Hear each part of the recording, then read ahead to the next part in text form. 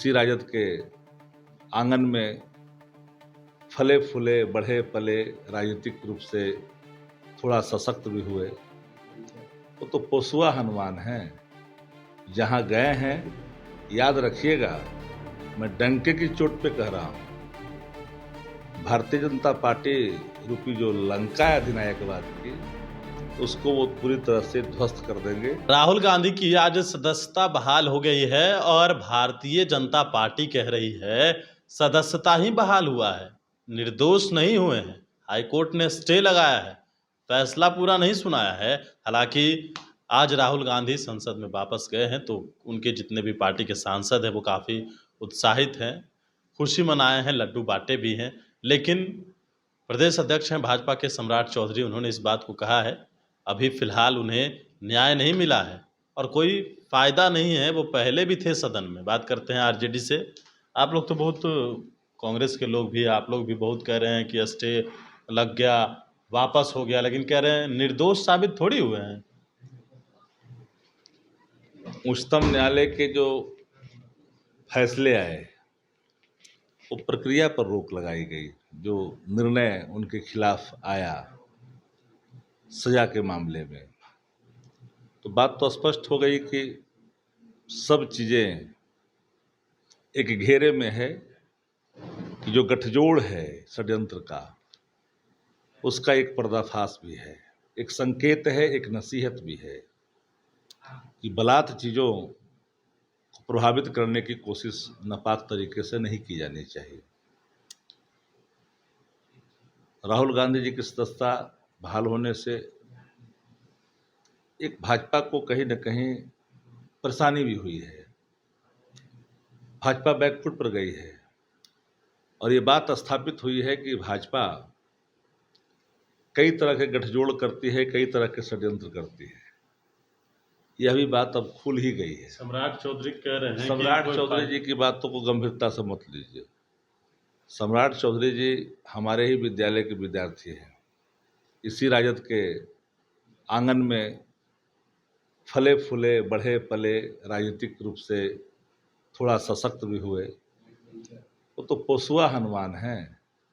जहां गए हैं याद रखिएगा, मैं डंके की चोट पे कह रहा हूं, भारतीय जनता पार्टी रूपी जो लंका है अधिनायकवाद की, उसको वो पूरी तरह से ध्वस्त कर देंगे और ध्वस्त करके फिर गंगा स्नान करके वापस आ जाएंगे। कह रहे हैं कि राहुल गांधी पहले भी संसद में थे, कुछ नहीं कर पाए थे नरेंद्र मोदी का, फिर गए हैं तो क्या फर्क पड़ता है? फर्क तो जिस दिन इंडिया गठबंधन का निर्माण हुआ उसी दिन से भारतीय जनता पार्टी सदमा में। देखिए, भाजपा ने जनता का भरोसा देश में खोया है।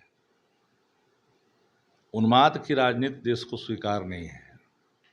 भारतीय जनता पार्टी नफरत की खेती करती है, वैमनस्यता पैदा करती है, भाईचारा मिटाना चाहती है, जो देश की एकता है उसको विखंडित करना चाहती है, धर्म के आधार पर, जाति के आधार पर। तो ऐसी चीज़ें देश को स्वीकार नहीं है। लोकतंत्र में सबकी आस्था होनी चाहिए और लोकतांत्रिक प्रणाली देश का काफ़ी मजबूत है। लेकिन भारतीय जनता पार्टी संघीय ढांचा पर भी हमला करती है, संविधान बदलने की भी बात करती है। देश आज किस नाजुक मोड़ पे खड़ा है।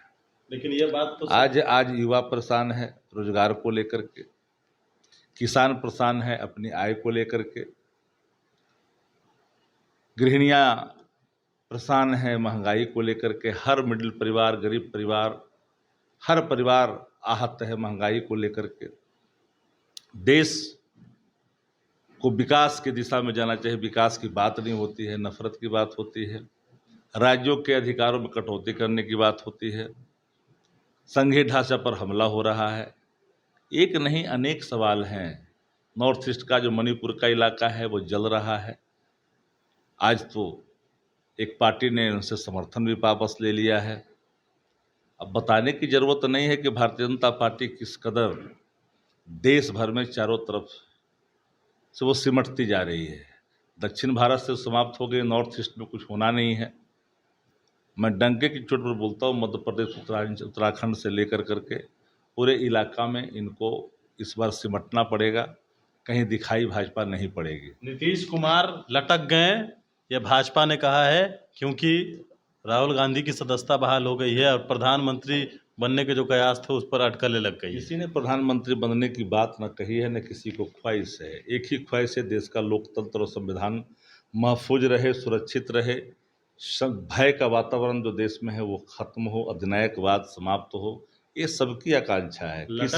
किसी ने नहीं कहा, किसी हमारे जो घटक दल हैं इंडिया के गठबंधन के, किसी ने तो नहीं कहा। कह रहे हैं कि नीतीश कुमार लटक गए। लटक के नहीं है, भाजपा तो बुरी तरह से लुढ़क गई है। भाजपा लुढ़क गई है, वो तो लटकी भी नहीं है, लुढ़क गई है। भाजपा दिखती कहाँ है? भाजपा सिर्फ मीडिया में दिखती है, प्लेटफार्म, डिजिटल प्लेटफार्म पर दिखेगी भाजपा। गांव कस्बों में, पगडंडियों में, गलियों में भाजपा नहीं दिखाई पड़ती है।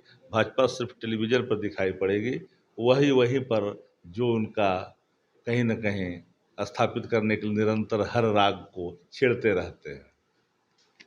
चलिए, तो हमारे साथ आरजेडी के मुख्य प्रवक्ता शक्ति सिंह यादव थे। अब देखना होगा कि जो बातें भाजपा ने कही है उसका इन्होंने जवाब दिया है, लेकिन फैसला क्या होगा, सुप्रीम कोर्ट अंतिम फैसला क्या देगी, वो तमाम खबरें हम आप तक पहुंचाते रहेंगे बड़ी इंफॉर्मेशन के साथ। नमस्कार।